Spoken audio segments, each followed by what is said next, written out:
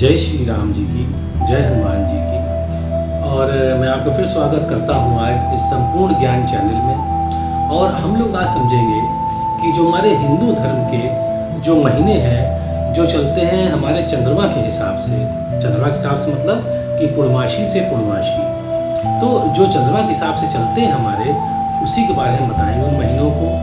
और आपको मैं चाहता हूँ ये समझें आप, क्योंकि बहुत सी चीज़ें ऐसी लिखी गई पुराण में जिसमें आपको ये बहुत कम आएगा। जैसे मान लीजिए एक उदाहरण दे रहा हूँ, जैसे लिखा है कि चैत्र पक्ष की प्रतिपदा, तो इसका अर्थ क्या है, तो इन सब चीज़ों को बताऊँगा मैं सब आपको।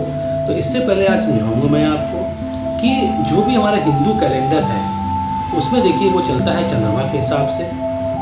और जो चंद्रमा के हिसाब से चलता है तो उसमें जो महीने 12 महीने बांटे गए हैं वो करीबन 29.5 दिन के होते हैं, क्योंकि एक चंद्रमा जो है वो हमारी पृथ्वी का चक्कर काटता है 29.5 दिन में। तो इसीलिए हमारी जो अमावस्या, जो पूर्णमासी अमावस्या समस्या जो भी होती है वो हमेशा 29.5 दिन ही होती है। और उसी के हिसाब से ये हिंदू जो महीने बोलने जा रहा हूँ मैं वो होते हैं। और देखिए जैसे हम जनवरी, फरवरी, मार्च पढ़ते हैं तो ये हमारे सोलर चक्र के, मतलब ये हमारे सौर चक्र या हमारे सूर्य के हिसाब से ये बांटे गए हैं कि सूर्य जो पृथ्वी सूर्य के चारों ओर घूमती है 365 1/4 दिन में। और वैसे ही हमारा तो और उसी प्रकार से जो महीने बताने जा रहे हैं ये हिंदू महीने, वो हमारे चंद्रमा के हिसाब से है। फिर बता दूं मैं आपको, देखिए चंद्रमा जो है वो पृथ्वी के चारों ओर घूमता है 29.5 दिन में। इसलिए एक महीना जो होता है वो करीबन 29.5 या 30 दिनों का होता है हमारे हिंदू महीने में। और इनका नाम क्या क्या है, आइए चलिए शुरुआत करते हैं। एक और बात बताना चाहूँगा कि देखिए जैसे हमारा जो सौर ईयर, मतलब सोलर ईयर है, ये जो सूर्य के हिसाब से जो ईयर है वो जनवरी शुरू होता है।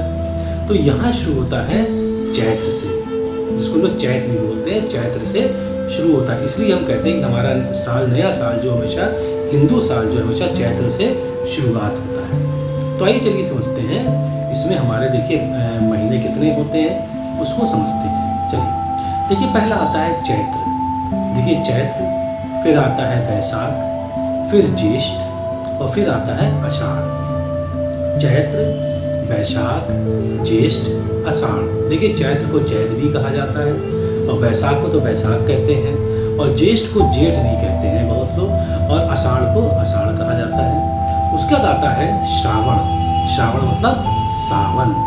सावन बाद मालूम है आपको भादव आता है, तो भादव कहते हैं भाद्रपद। सावन के बाद आता है भाद्रपद या भादव आता है।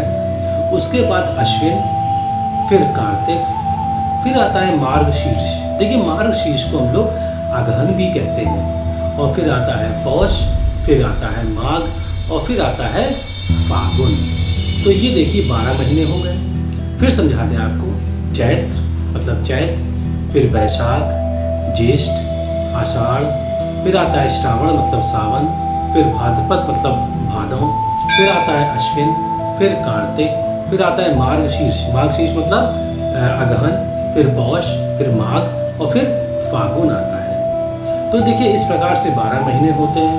अच्छा, अब देखिए हम लोग जब चंद्रमा के हिसाब से चलते हैं, जो चंद्र का महीना होता है वो 29.5 का होता है। 29.5 को अगर 12 से गुना करेंगे, जो 12 महीने हमने आपको बताया ये चैत्र से लेकर आपको ये फागुन तक, तो ये करीबन 354 दिन आते हैं। तो देखिए 354 और 365, 11 दिन का अंतर हो गया एक साल में। तो ये अंतर बढ़ता जाता है, पर ये अंतर को पूरा करने के लिए करीबन 32 महीने 16 दिन बाद हम लोग इसमें जोड़ देते हैं अधिक मास। अधिक मास का मतलब क्या होता है कि हर तीसरे वर्ष में एक महीना अतिरिक्त जोड़ जाता है। पर कौन सा महीना जुड़ता है, ये आपके चंद्रमा के हिसाब से, उसे हम लोग अधिक मास कहते हैं।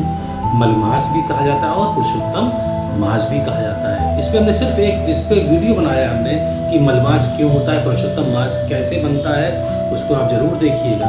तो उम्मीद है आपको समझ में आ गया। फिर से समझा दे रहा हूँ मैं आपको कि चैत्र की जो 12 महीने होते हैं हिंदू कैलेंडर के हिसाब से, क्योंकि हिंदू कैलेंडर हमारा चलता है चांद के हिसाब से, तो चैत्र है, वैशाख है, ज्येष्ठ है, आषाढ़ है, श्रावण मतलब सावन है, उसका भाद्रपद मतलब भादव है, फिर अश्विन है, फिर कार्तिक है, फिर माघ शीर्ष मतलब अगहन है, फिर पौष है, फिर माघ है, फिर फागुन है। तो ये हमारे 12 महीने होते हैं चंद्रमा के हिसाब से। और जो 32 महीने 16 दिन बाद ये जो साल आता है उसमें 13 महीने कर दिए जाते हैं चंद्रमा के हिसाब से। तो जो 13वां महीना होता है उसे हम लोग मलमास, पुरुषोत्तम मास या अधिक मास भी कहते हैं। तो उम्मीद है आपको समझ में आया होगा कि अर्थ क्या है, मतलब कि कैसे हमारा हिंदू कैलेंडर चलता है, इसको आप ज़रूर समझें। और देखिए अगले वीडियो में मतलब और वीडियो बना रहे हैं जिसमें आपको ये मालूम पड़ेगा कि जो तिथियाँ होती हैं जैसे प्रतिपदा है, द्वितीया है, ये हैं क्या और इसको कैसे पढ़ा जाता है, इसका ज़रूर वीडियो आप लोग देखिएगा। अच्छा लगता है सब्सक्राइब करिएगा। तो जय श्री राम, जय प्रभु राम जी।